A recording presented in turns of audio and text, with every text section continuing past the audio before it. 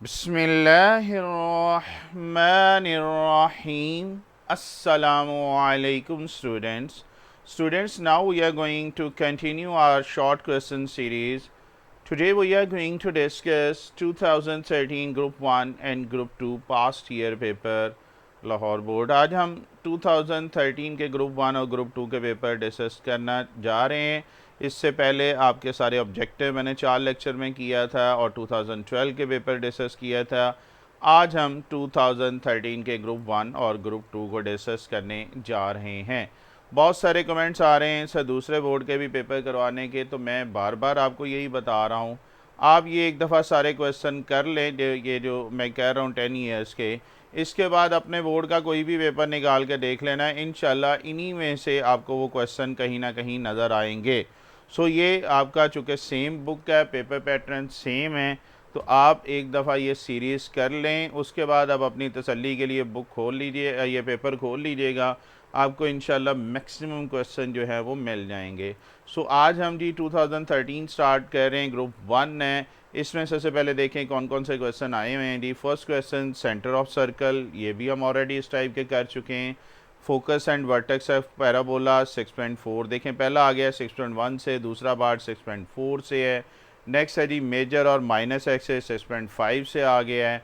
And lastly hyperbola जो है 6.6 के। नॉर्मली इन्हीं एक्सरसाइज को लेके वो शॉर्ट क्वेश्चन बना रहा है। तो स्टार्ट करते हैं जी। फर्स्ट क्वेश्चन 2013 ग्रुप 1 का सॉल्व करते हैं जी। ओके जी, you have to find the centre of this circle. General form दी हुई है। ओके हम सोल्यूशन कह रहे हैं, ये एक्सरसाइज 6.1 का क्वेश्चन नंबर 2 का पार्ट ए है जो भी हम डिस्कस करने जा रहे हैं। तो बेटा क्या कहते हैं, इसको कंपेयर करेंगे। कंपेयर किसके साथ करेंगे? General form equation of a circle के साथ। और वो आपके पास क्या होती थी? X square plus Y square plus 2gx plus 2fy plus C. X के कॉफिशेंट देखें तो ये 2g है, इधर देखें तो 12 है। डायग्राम बनाना चाहें तो ज़रूर बनाएं एक अच्छी प्रेजेंटेशन के लिए। हमें सेंटर चाहिए, दूसरे लफ्ज़ों में g और f निकालना है, फिर सेंटर के कोऑर्डिनेट आ जाएंगे माइनस g और f फार्मूले के हेल्प से। सो पहले तो g निकालते हैं जी। कंपेयरिंग 1 एंड 2 अगर हम देख रहे हैं तो आपके पास 2g आ रहा है 12 के इक्वल, 2f आ रहा है -10 के इक्वल। c की ज़रूरत नहीं है, निकालना चाहें तो निकाल सकते हैं। रेडियस के लिए हमें c चाहिए होता है। सो g की वैल्यू आ जाएगी 2 उधर जाके डिवाइड करेंगे 6 और f की वैल्यू -5। फिर कह रहा हूँ c की ज़रूरत नहीं है, हाँ अगर रेडियस निकालना हो तो वहाँ पे हमें c चाहिए होता है। तो आपके पास जी एफ आ चुका है। सेंटर के कोऑर्डिनेट आपके पास क्या होते हैं? -g और f। सो g की वैल्यू भी रख लें और f, g 6 है और f -5 है। So our final answer is 6, -6 और नेगेटिव इंटू नेगेटिव +5। सो -6 और 5 जो होगा इसका सेंटर होगा। सिर्फ इसमें सेंटर पूछा है, रेडियस उसने नहीं पूछा। शॉर्ट क्वेश्चन है, देखिएगा जी यहाँ तक ओके है तो बताइएगा, फिर आगे चलते हैं। ओके जी नेक्स्ट चलते हैं। नेक्स्ट देखें तो नेक्स्ट बेटा आपके पास ग्रुप 1 का सेकंड क्वेश्चन कह रहे हैं, you have to find the focus and vertex of the parabola. आपको याद होगा ये हम आई थिंक सो ऑब्जेक्टिव में भी इस टाइप का कर चुके हैं। 6.4 क्वेश्चन नंबर 1 का ये सेकंड पार्ट है। इसके लिए सबसे पहले हमें ए फाइंड करना होता है। टेबल निकाल लें जी, और कंपेयर किसके साथ कर रहे हैं? X square -4ay। याद है पैराबोला का जो टेबल है, आप बेटा वो निकाल लीजिएगा ताकि वैल्यू, अब कॉलम हमें सेलेक्ट करने में आसानी हो। तो पेज नंबर निकाल लें 276। जो घर में यूट्यूबर बैठे हुए हैं मैं उनसे भी रिक्वेस्ट करता होता हूँ साथ साथ लेक्चर को देखें। तो पेज नंबर 276 में अगर आप देखें तो हमने गिवन इक्वेशन से एक जनरल फॉर्म लिख ली है। और एक्चुअली ये फोर्थ कॉलम ऊपर देखो इक्वेशन वाला एक्स स्क्वायर -4ay आ रहा है, देखो मिल गया है। बुक ओपन कीजिएगा काइंडली। ओके अगर ये है तो यहाँ से कॉफिशेंट कंपेयर कर रहे हैं, y का -4a है और इधर -16 है। पेज नंबर 276 से हम हेल्प ले रहे हैं। तो -4a is equal to this और a इज इक्वल टू -4 उधर जाके डिवाइड हो जाएगा 16 डिवाइडेड बाई 4। तो a आ गया 4। जैसे बेटा a आ जाता है बाकी मसला कोई नहीं है। फोकस के कोऑर्डिनेट देखें जी, इस कॉलम में क्या है? ये है 0 एंड -a। सेकेंड रो में आ जाएं, लास्ट कॉलम की बात कर रहे हैं। सो a की वैल्यू रिप्लेस करेंगे तो फोकस के कोऑर्डिनेट आ जाएंगे आपके पास। फसाए जो हमारे पास आ रहा है 0 एंड -4, ये फोकस है, नॉट फसाए, ये फोकस के कोऑर्डिनेट है। अच्छा जी, देन आपके पास वर्टेक्स, वर्टेक्स इसका सबसे इजी है। वर्टेक्स इसमें क्या होता है, 0 0 बात ख़त्म हुई। तो यही दो चीज़ें हमने निकालनी थी, फोकस एंड वर्टेक्स। 2 मार्क्स का क्वेश्चन था, देखिएगा यहाँ तक ओके है, तो फिर हम आगे चलते हैं। चलें जी, नेक्स्ट देखते हैं।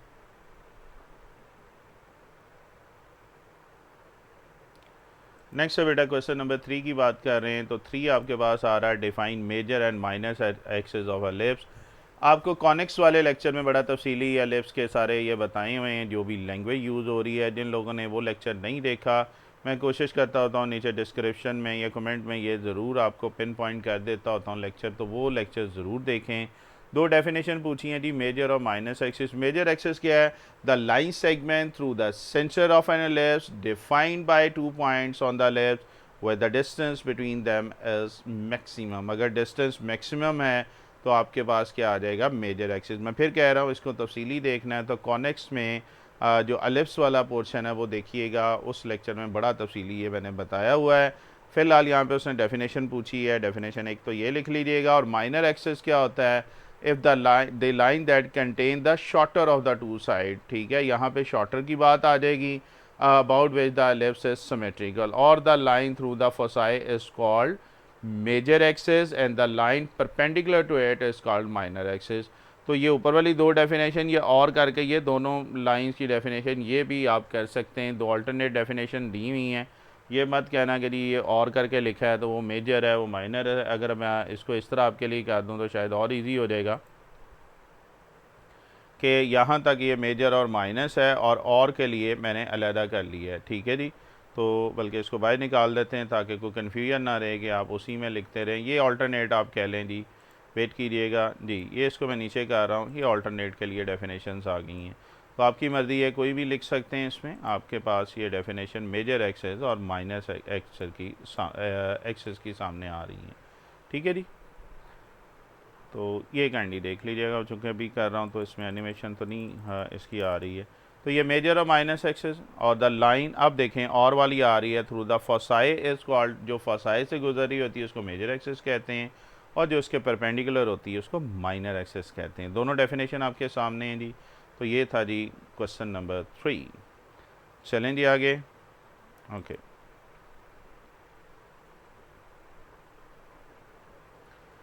ओके, नेक्स्ट देखिएगा जी, क्वेश्चन नंबर 4 है। और अगेन यहाँ पे अगर हम बात करें, डेफिनेशन पूछी है हाइपरबोला। अगेन कॉनिक्स वाले लेक्चर में जाइएगा, बड़ा तफसीली ये चीज़ बताई हुई है आपको।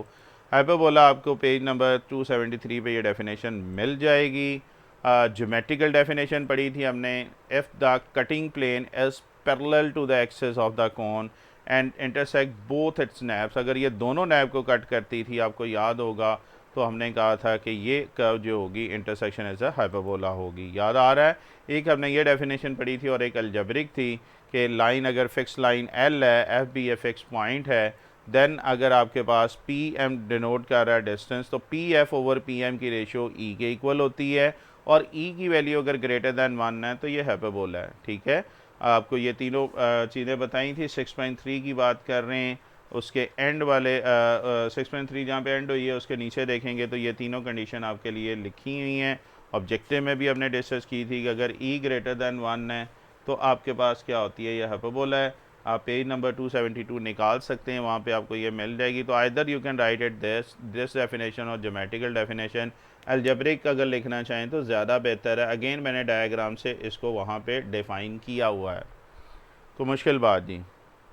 ठीक है जी, तो इस चैप्टर में इस ईयर आप देखें तो दो डेफिनेशन उसने 6 चैप्टर में से दे दी हैं। ओके जी, नेक्स्ट देखते हैं। तो नेक्स्ट आपके पास जो आ रहा है 2013 ग्रुप 2 स्टार्ट हो गया है। इसमें देखें तो पैराबोला का क्वेश्चन आ गया है, 6.4 का है। एलिप्स है, 6.5 का आ गया है। फिर find equation of tangent and normal to this, ये उससे भी आगे 6.6 का, ये मैं बता दूंगा कौन सा क्वेश्चन है। सेंटर और रेडियस 6.1 का आया, इसलिए मैं कहता हूँ एटलीस्ट 6.4 तक ज़रूर करो। और उम्मीद है कि ये अगर पास के पेपर भी कर लेते हैं तो आपकी ये एक प्रिपरेशन हो जाती है। तो चले जी स्टार्ट करते हैं जी। इसका क्वेश्चन नंबर 1 को हम देखते हैं, 1 बाय 1 करके इसको डिस्कस करते हैं। ओके जी, तो पहला है जी, find equation of parabola with focus and directrix. Focus दिया हुआ है, डायरेक्टर्स दिया हुआ है। इस टाइप के हमने काफ़ी क्वेश्चन किए थे। एक्चुअली एग्जाम्पल है, बुक का पेज नंबर निकाल लें 277, इसमें ये एग्जाम्पल नंबर 2 सॉल्व की हुई है, निकालिएगा ज़रा, निकाल लें, साथ टेबल भी है वो भी हमने यूज़ करना है। मिल गया जी। चलें जी स्टार्ट करते हैं। इक्वेशन हमने निकालनी है पैराबोला की, तो let P be any point on the parabola, definition use कर रहे हैं, and length of perpendicular P M from this directrix is this. तो पी हमने एक पैराबोला पे पॉइंट ले लिया है और length of the perpendicular P M from this point to this directrix है। अब आपको पता है कि एक पॉइंट से एक लाइन का जब हम डिस्टेंस निकालते हैं उसका फार्मूला हमने क्या पढ़ा था, ये फोर्थ चैप्टर में भी किया था। वो क्या था, A X one plus B Y one plus C over A square plus B square. ये ए बी सी की वैल्यू इस लाइन से जो कि डिस्टेंस की बात कर रहे हैं तो 3x माइनस 4y प्लस 5 कर रहे हैं। ए आपके पास कॉफिशेंट कंपेयर कर लेंगे तो ए 3 आ रहा है, कलर लैंग्वेज मैंने यूज़ की हुई है, बी -4 है और सी 5 है। अब आप क्या करेंगे, ये वैल्यूज़ रख लेंगे, x और y की जगह x और y, या x1 y1 की जगह x और y है, ए बी सी की वैल्यू रख लें और नीचे क्या आ रहा है, ए स्क्वायर प्लस बी स्क्वायर, और सिम्प्लीफाई कर दें। 25 का अंडर रूट जो होता है 5 होता है, तो पी एम का जो डिस्टेंस आ रहा है वो आ रहा है 3x minus 4y plus 5 over 5। देखिएगा जी यहाँ तक कोई कन्फ्यूजन? अच्छा जी, अब हम क्या करने जा रहे हैं, डेफिनेशन यूज़ करने जा रहे हैं। इससे पहले पी और एफ़ का डिस्टेंस भी निकाल लेते हैं। आपके पास 2 पॉइंट फार्मूला, डिस्टेंस फार्मूला क्या होता है, y2 minus y1 x2 minus x1। P के कोऑर्डिनेट x और y है और f के कोऑर्डिनेट -3 और 4 है। किसी को भी आप x1 y1, किसी को भी x2 y2 कह सकते हैं। तो ये फार्मूला हमने लगा दिया जी, ये देखें, x2 माइनस x1, ये -3 है तो प्लस हो जाएगा, y2 माइनस y1, ये आपके पास इक्वेशन 2 आ गई। और अगर आपको याद हो तो हम पैराबोला की डेफिनेशन यही करते थे कि पी एफ और पी एम इक्वल है, क्योंकि ई इज़ इक्वल टू, अगर हम बात करें 1 के लिए, तो अभी हम इसको आगे यूज़ कर रहे हैं जी। ओके, दो चीज़ें हमने निकाली हुई हैं। डेफिनेशन ऑफ पैराबोला हमने क्या पढ़ी हुई है, पी एफ स्क्वायर किसके इक्वल होता है, पी एम। हमने अभी पढ़ा था ना, रेशियो है, पी एफ और पी एम की जो रेशियो है वह एसेंट्रिसिटी है।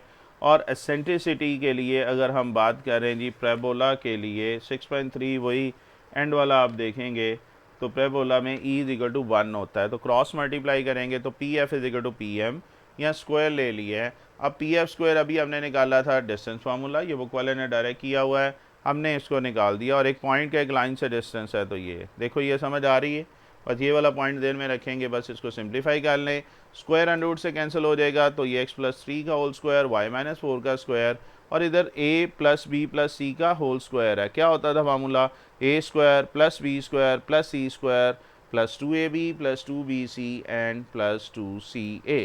यहाँ पे बेटा a प्लस बी के होल स्क्वायर का फार्मूला x+3 है, तो क्या आ जाएगा, A square plus B square plus 2ab। आगे देखें तो A square plus B square minus 2ab, इसको सिंप्लीफाई कर लें जी। 3x का square 9x square plus 16y 25, इसके बाद 24 है, फिर 40 है एंड देन 30 है। अब बेटा और सिंप्लीफाई करें, 25 डिवाइड हो रहा है, इधर आके मल्टीप्लाई हो जाएगा, मज़ीद इसमें प्लस का साइन है, ब्रैकेट्स ओपन कर लेते हैं और 25 से मल्टीप्लाई करते हैं, मैक्सिमम सिंप्लीफाई करना है। अब सारों को लेफ़्ट साइड पे ले जाते हैं, तो this must be equal to 0, ऐसे ही है जी। तो 25x स्क्वायर ये आ रहा है, 25y स्क्वायर आ रहा है, 25x स्क्वायर में से 9 निकाल देंगे, 9x स्क्वायर फिर 16 है, इसी तरह y स्क्वायर ये आ जाएगा 24xy 120x minus 160y plus 600। ये लें जी, ये इसका क्या आ जाएगा, आपका final equation of that parabola आ जाएगी।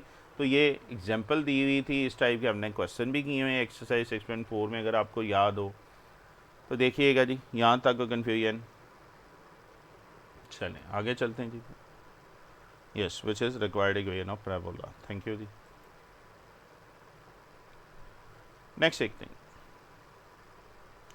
तो उसमें वन लाइनर था पी एफ और पी एम। यहाँ पे आप देखें जी, आगे उसने कौन सा क्वेश्चन पूछा है, define the equation of ellipse in standard form. Equation of ellipse याद है, स्टैंडर्ड फॉर्म में हमने पढ़ी थी, नहीं याद है तो देख लें, पेज नंबर 283 पे आपको ये मिल जाएंगी equation.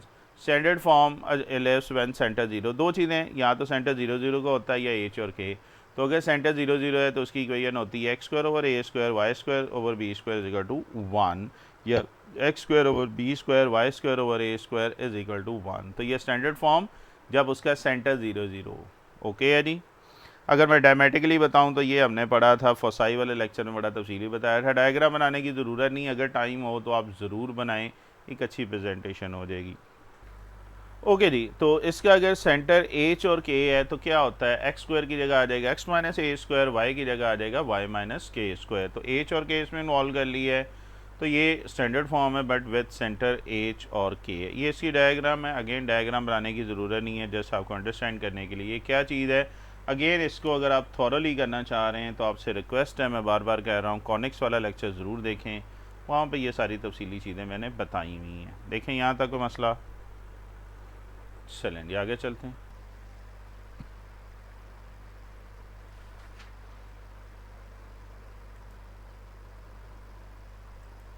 2013 group 2 equation of tangent and normal to this, आपको याद होगा हमने 6.2 में भी ये चीज़ की थी। तो इक्वेशन ऑफ टेंजेंट की वो बात कर रहा है, y square is equal to 4ax at point x1 y1। Actually ये बड़ा मज़े का क्वेश्चन, जिसने आपको याद है हमने पीछे किया था 6.3 का question number I think so 1 दिया हुआ था। तो ये क्वेश्चन भी लेंथी है एक्चुअली। ये पेज नंबर 299 निकाले, यहाँ पे एक एग्जांपल सॉल्व की हुई है जिसके 3 पार्ट्स हैं और एक्चुअली उसने फर्स्ट पार्ट दिया। निकाले ज़रा, बुक ओपन करें, पेज नंबर 299 ओपन करें जी, मिल गया जी। तो ये पहला पार्ट उसने एग्जाम्पल में दिया हुआ है। तो इक्वेशन ऑफ टेंजेंट और नॉर्मल निकालनी। इक्वेशन ऑफ टेंजेंट के लिए आपको याद है सबसे पहले हम क्या करते होते थे, डेरिवेटिव फाइंड करते थे। So differentiating this with respect to x, operator apply कर लें तो क्या आ जाएगा, पार रूल अप्लाई करेंगे, कांस्टेंट 4a बाहर आ जाएगा, डेरिवेटिव x पे है। पार रूल क्या होता था, पार को नीचे उतारें, पार में से माइनस करें और बेस का डेरिवेटिव। जिनको डेरिवेटिव नहीं आता काइंडली 2.3 देख लीजिएगा सेकेंड ईयर चैप्टर की, मैंने पूरा सेकेंड ईयर का वो चैप्टर सॉल्व किया हुआ है, तब आपके लिए ईजी हो जाएगा। x का डेरिवेटिव बेटा किसके इक्वल होता है, ये 1 के इक्वल होता है। So D Y by D X, ये 2y मल्टीप्लाई हो रहा उधर जाके डिवाइड हो जाएगा, 4 को 2 से डिवाइड करेंगे तो 2। This is your first derivative. Actually जब हम डेरिवेटिव निकाल लेते हैं तो ये स्लोप ऑफ टेंजेंट होती थी, याद आ रहा है। सो स्लोप ऑफ टेंजेंट आ गया 2ay, लेकिन यहाँ पे स्पेसिफिक पॉइंट पे बात की है एट x1 y1। तो क्या करेंगे, x की जगह पे x1, y की जगह पे y1। चूँकि यहाँ पे आपके पास x1 था ही नहीं, y था, तो y की जगह सिर्फ क्या लिख देंगे, y1। So slope of tangent आ गई। इक्वेशन ऑफ टेंजेंट निकालने के लिए स्लोप आपके पास m1 है और पॉइंट क्या है x1 y1। और याद है इक्वेशन ऑफ स्ट्रेट लाइन क्या थी, y minus y1 m into x minus x1। x1 y1 की जगह x1 y1 नहीं है, सिर्फ स्लोप की जगह पे आपने 2a ओवर y1 लिख लेना है। क्रॉस मल्टीप्लाई कर लें, y1 डिवाइड हो रहा है, इधर आके मल्टीप्लाई हो जाएगा। आगे मजीद y1 को अंदर मल्टीप्लाई करेंगे, y1 स्क्वायर और इधर 2ax and 2ax1। Maximum simplify कर लें जी, तो ये x वाला इधर ले आए प्लस 2ax और 2ax1 एज इट इज़ आ जाएगा। और सिंप्लीफाई कर लें तो ये आपके पास आ रहा है दिस। अच्छा, यहाँ पे एक चीज़ ध्यान में रखें कि इसने -2ax1 इधर भी सब्ट्रैक्ट की है और इधर भी सब्ट्रैक्ट की है, ठीक है। ये वाला पॉइंट ज़रा ध्यान में रखिएगा। रेड कलर में, मैरून कलर में मैंने आपको ये स्टेप बता दिया है। आगे मज़ीद लेके चलेंगे तो इन दोनों में से 2a कॉमन आ रहा है और राइट साइड पे आप देखें तो ये आपके पास आ रहा है 4ax1, 2 + 2, अगर नेगेटिव की बात करें नेगेटिव आ रहा है। और सिंप्लीफाई करने से this is your equation number 1। अब उसने कहा था कि ये वाला पॉइंट जो है ये इस y square is equal to 4x पे लाई कर रहा है, और अगर ये लाई कर रहा है तो इसकी इक्वेशन को भी सेटिस्फाई करेगा। ओके, हम क्या कर रहे हैं, y1 स्क्वायर अब आपके इसके इक्वल आ जाएगा 4ax1 के, मीन y स्क्वायर है, y की जगह y1 रख लें, x की जगह पे x1। एक्चुअली ये वाली जो चीज़ है ना अभी हमने निकाली हुई है, क्या थी, ये प्लस उधर जाके माइनस हो जाएगा। ये देखो कलर लैंग्वेज यूज़ की है, तो y1 स्क्वायर माइनस 4ax1 आपके पास ये आ गया है। ये पर्पल वाली वैल्यू उधर रख लेंगे तो आपके पास क्या आ जाएगा, y1 minus 2a into x plus x1 is equal to 0। यही बेटा आपका फाइनल आंसर है इक्वेशन ऑफ टेंजेंट के लिए। अब आपको ये समझ आया था कि हमने 2ax1 इधर भी सब्ट्रैक्ट क्यों किया, इधर भी, क्योंकि हमें चाहिए था 4ax1, बिकॉज जो इक्वेशन दी थी वो y square is equal to 4a की फॉर्म, 4ax की फॉर्म में दी थी। तो ये वाली चीज़ ज़रा ज़हन में रख लीजिएगा ताकि फ़ाइनल आंसर हम बना सकें। थोड़ा सा यूनिक है, ट्रिकी है, मुश्किल नहीं है। 1 से 2 दफ़ा आप गुजार लेंगे हाथ से। अब देखें ये एक्सरसाइज आगे 6.7 से थ्योरी में जाके दे रहा है, ठीक है। तो ये शॉर्ट क्वेश्चन है, जस्ट रिमेंबर ये शॉर्ट क्वेश्चन है। और अभी आपने कोई एनफ टेंजेंट निकाली है, सिमिलरली नॉर्मल निकाल लेंगे। नॉर्मल में सिर्फ ये फ़र्क आएगा कि स्लोप जो चूँकि ये दोनों नेगेटिव रेसिप्रोकल आ जाएगा, 90 के एंगल है। ये आपको 6.2 की थ्योरी में मैंने ये बताया हुआ है, इसलिए मैं कह रहा हूँ कि 6.1 to 4 तक मेरे लेक्चर देख लें। ऑल दो कि ये स्मार्ट सिलेबस में है, लेकिन वहाँ पे थ्योरी मैंने सारी करवाई हुई है।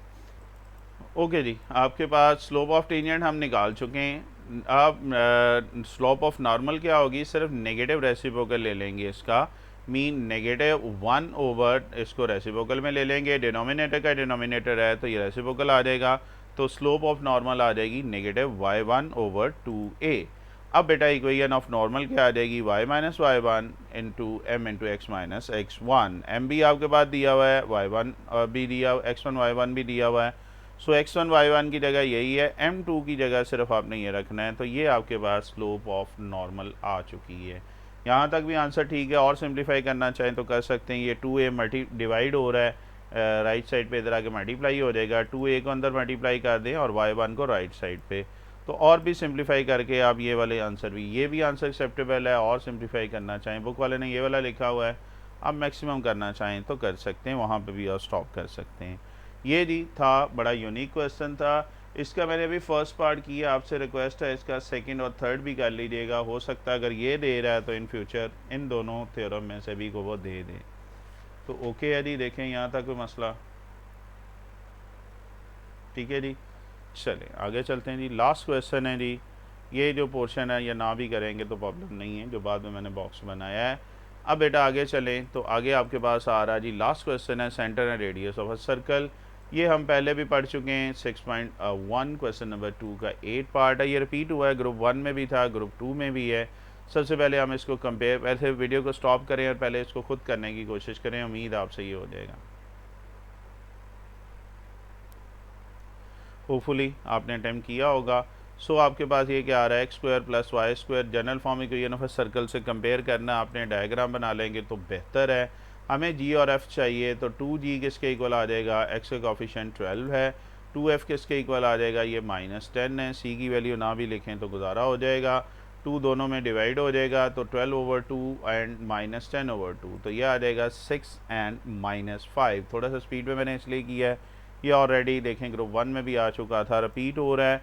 हमें इसका सेंटर चाहिए, सेंटर का फार्मूला है -g और f, और g की वैल्यू आपके पास 6 है और f -5 है, तो सेंटर क्या आ गया, -6 और 5। हाँ c का अब ज़रूरी है क्योंकि उसने रेडियस भी पूछा है, वहाँ पे सिर्फ सेंटर की बात हुई थी, यहाँ पे रेडियस भी साथ कह रहा है। तो रेडियस के लिए हमें c भी चाहिए, और रेडियस का फार्मूला याद है क्या था, g² + f² - c। सो जी एफ सी की वैल्यू यहाँ पे जस्ट आपने पुट कर देनी है, g 6 है, f -5 और c 0 है। और सिंप्लीफाई कर लें, 36 + 25 जो आ जाएगा 61√, which is our final answer. ये लें जी, सेंटर भी आ गया और रेडियस भी, तो मुश्किल बात। चलें जी, अब ये आज का हमारा लेक्चर वाइंड अप हुआ है। 2013 के हमने ग्रुप 1 ग्रुप 2 डिस्कस किए। अब बेटा इंशाल्लाह ज़िंदगी रही तो नेक्स्ट लेक्चर में मैं 2014 के ग्रुप 1 और ग्रुप 2 के शॉर्ट क्वेश्चन ऑल सॉल्यूशन आपको करूँगा। आपसे रिक्वेस्ट है थोड़ा सा हौसला रखें, इंशाल्लाह आपको बहुत सारे इंपॉर्टेंट क्वेश्चन इसमें नज़र आ जाएंगे, और बहुत सारे क्वेश्चन हम कर लेंगे जो बार बार कह रहे हैं दूसरे बोर्ड के भी करवा दें, तो सेम पेपर पैटर्न है, तो इंशाल्लाह आपको बहुत सारे क्वेश्चन इस सीरीज़ में से मिल जाएंगे जो आप कहते हैं ना इंपॉर्टेंट क्वेश्चन, तो ये इंपॉर्टेंट क्वेश्चन भी आपके सामने। चलें जी, अभी तक के लिए इतना ही। इंशाल्लाह ज़िंदगी रही तो नेक्स्ट इसी लेक्चर में मुलाकात होगी। ओके, अल्लाह हाफ़िज़।